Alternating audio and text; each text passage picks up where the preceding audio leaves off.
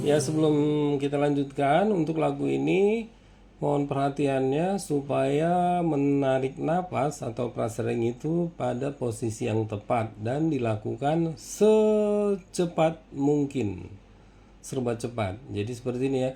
Puji holong ni rohamu. Setelah mu langsung cepat sekali. Roham, napas. Oh Tuhan Yesus Rajaki. Kenapa? Karena dari Oh Tuhan Yesus Rajaki ini cukup ketukannya cukup banyak. Sama juga Tuhan, itu tarik napas juga ya. Rohaki Tuhan. Ini walaupun dia ada seperti panjang, tapi ini tetap harus dua ketuk dan tarik napasnya juga harus secepat mungkin.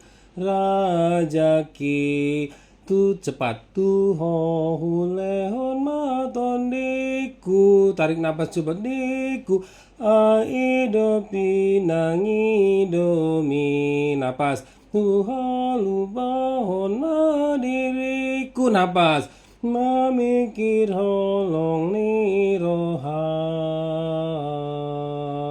Apalagi di sini ya, harus tarik napas secepat mungkin, sebanyak mungkin, karena di sini kita akan lebih panjang. Dan di bagian ini perhatikan masing-masing bar ini 3 ketuk. Memikir holong ni rohaku. Oke, kita lanjutkan ke ayat 2 dan seterusnya.